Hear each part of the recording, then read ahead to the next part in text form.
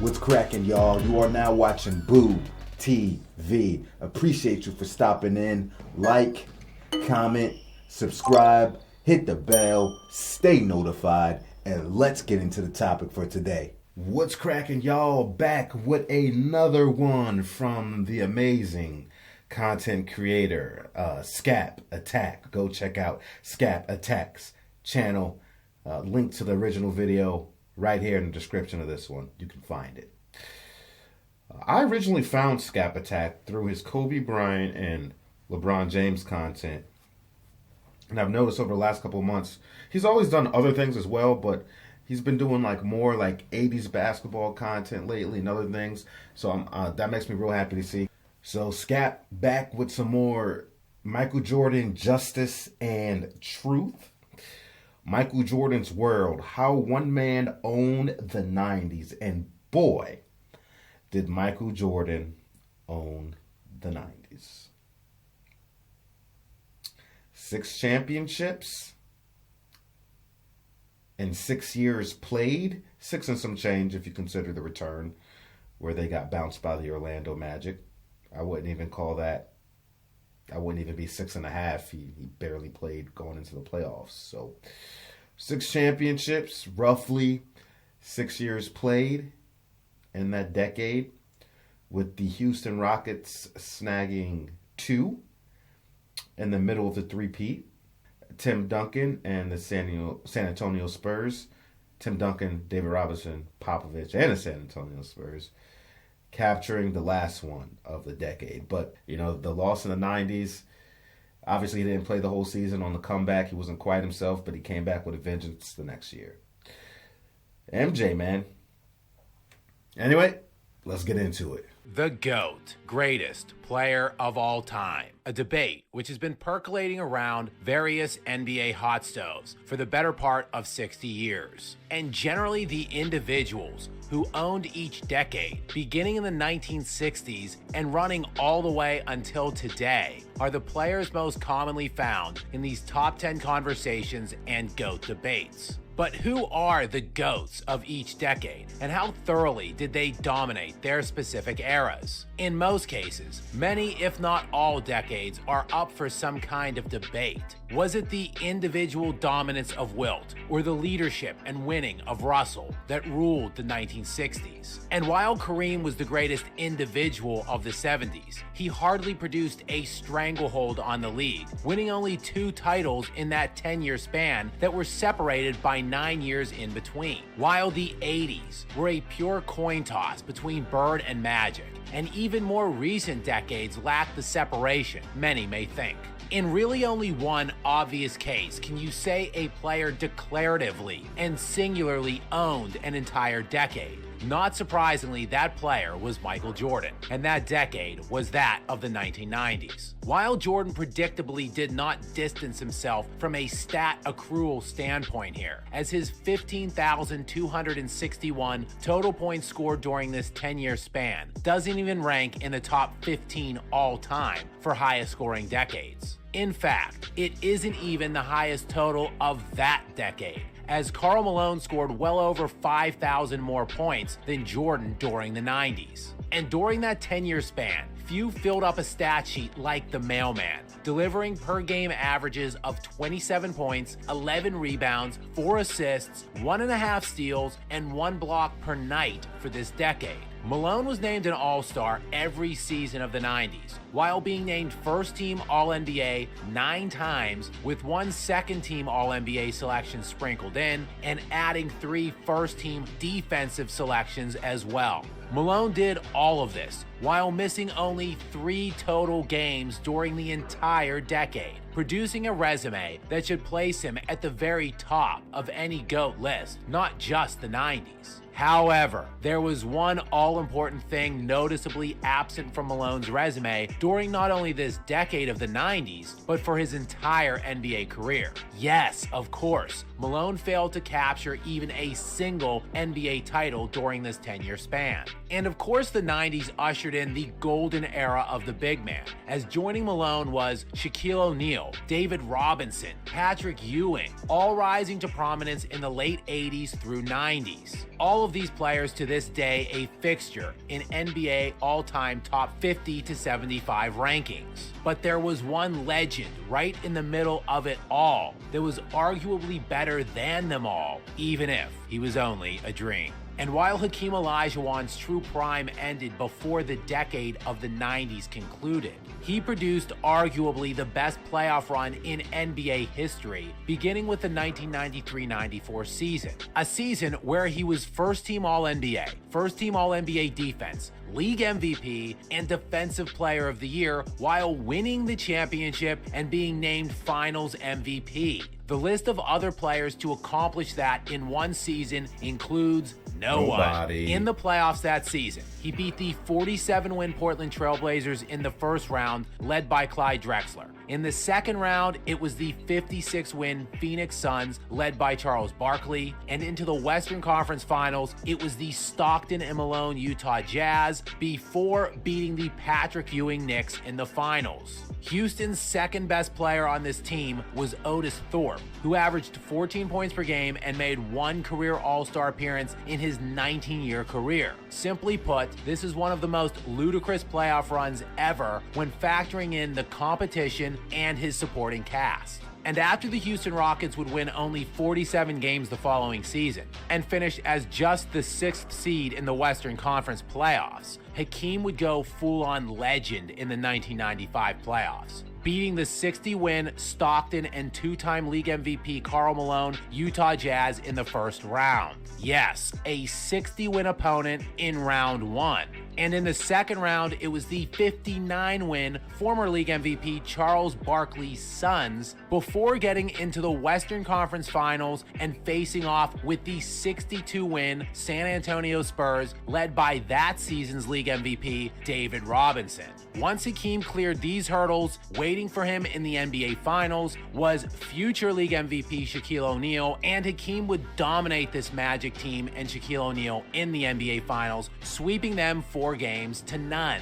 4 rounds, 4 league MVPs, and a collective winning percentage of his 4 opponents of 73%, the highest faced by any champion in NBA history. Hakeem is one of the very greatest full-court players in basketball history, and for the decade of the 90s, he averaged 23 points, 11 rebounds, 3 assists, 3 blocks, and nearly 2 steals. And joining Hakeem were other great players and teams throughout this decade, from Charles Barkley and his Suns squads, to the aforementioned Stockton and Malone Utah Jazz, to the loaded Seattle Supersonics led by Gary Payton and Shawn Kemp, that averaged 60 wins per season for 6 consecutive years in the middle of the 90s, and even that meteoric rise of the Shaquille O'Neal and Penny Hardaway Magic in the middle portion of the decade. And none of them won shit during the 90s, thanks to one player. And as great as many others were during this decade,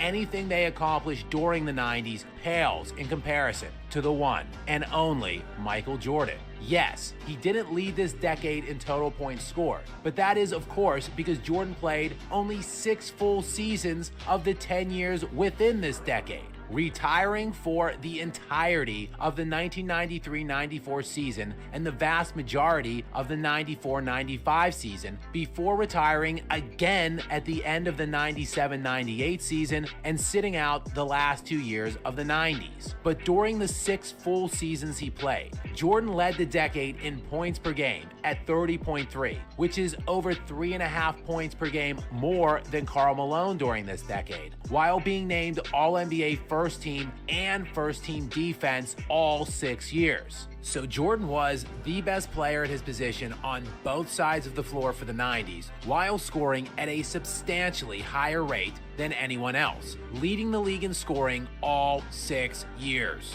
And of course, most importantly, he won at an absurd level, as he went to 6 finals in those 6 seasons he played, winning all 6 of them. There is no conversation to be had here. No close calls or coin tosses. What Jordan did in that decade of the 90s was the most complete and thorough domination by any player in any era of basketball history, which is why, to many, Jordan stands heads and shoulders above everyone else, even on basketball's Mount Rushmore. And while that does conclude our look at the 90s, make sure to subscribe and tune in for the next episode of The GOAT by Decades, when we take a look at an absolutely stacked decade with a multitude of top 10 to 15 all-time players, the 2000s.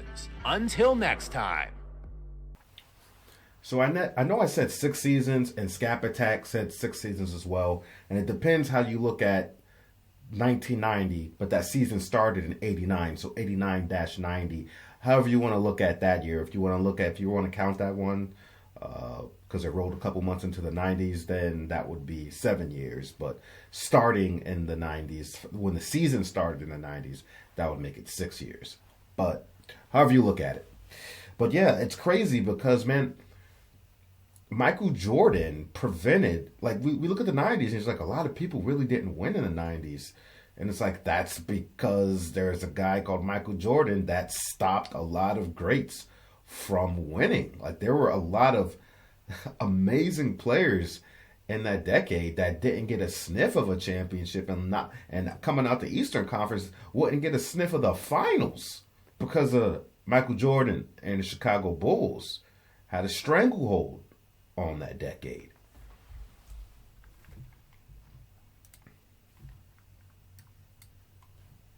I know people kind of like to rain on the 90s decade. They say, that's, a bunch of the expansion teams coming in, and, a lot of the great players from the 80s were past their prime and retired or about to retire, which is all true, but the 90s gave birth, and the late 80s gave birth to stars that really blossomed in the 90s. Like, they had talent, man. It's just that you had Michael Jordan standing in the way on the East, and when Michael Jordan wasn't there, Hakeem was doing his thing. And then Duncan won the last one of the decade. I mean, who was it? Who was in the 90s? Latrell Sprewell was a top player during that decade. Glenn Rice, Vin Baker, Dominic Wilkins was still balling, though he kind of fizzled out toward like the mid to late 90s ish. Obviously, SKAP mentioned Shaq and Penny. SKAP mentioned GP, Sean Kemp, freaking De La Shrimp. He mentioned Patrick Ewing, Patty Boy. Starks, Dikembe Mutombo, KJ and Chuck. Who am I missing? Grant Hill. Grant Hill, man, like I said, injuries didn't take him out. Sky was the limit for Grant Hill. Big Zoe, Mitch Richmond. Did I mention Drexler? I don't know if I mentioned Drexler. Reggie Miller, Rick Smits, mentioned Stockton and Malone. Obviously, D-Rob, and then you got, then you had those cats coming in the mid to late 90s that hadn't quite flourished yet, but you could see that these were going to be the future stars of the league. Kevin Garnett, Tim Duncan, Allen Iverson, young Kobe Bryant trying to find his way. Those guys were, coming in. And then, who else? Joe Dumars? Freaking Dennis Rodman, more of a specialist to me. He's like a high end, role player, but a damn good specialist at what he does. Thunder Dan, LJ, Mark Price. Mark Price don't get enough love. I love Mark Price's game. Mark Price can ball. Anyway, I'm probably forgetting some people. Like, the 90s had talent, man. Some all-time great talent, but hey, man. You had this guy, when he was playing, he was just like stomping on people, bro. Like I say, he had a stranglehold. But And like I said, for Mike's totals to be as close as they were when they were talking about points, for example, it's like, yeah, Karl Malone had more total points, but like SKAP said, and I was going to say it if SKAP didn't say it, Mike didn't even play. If Mike would have played more, he would have had more points. He averaged more. But even though Karl Malone is higher, that's why you got to put everything in the context. Like, people might look at the top scorers for total points accumulated. Oh, Karl Malone was a better scorer than Michael Jordan. And Karl Malone was great. He was a great scorer, but he wasn't better than Mike. You got to understand the context. LeBron James, top of the list. Dare you say LeBron James is a better scorer than Michael Jordan? Bron Goblins would, but anybody else that knows better would never say that. That's why you got to put everything in the context. You got to understand the game, understand your history, folks. What the hell's going on here? Anywho, I've rambled on too long. I appreciate each and every one of you for stepping in. SKAP Attack, salute to you, brother. Keep doing what you do. One of the best out here, no question about it. And y'all check out our Michael Jordan playlist and all of our other playlists as well, okay? Peace, much love, and I'll catch you on the next one. Michael Jordan, greatest of all time. We out, baby.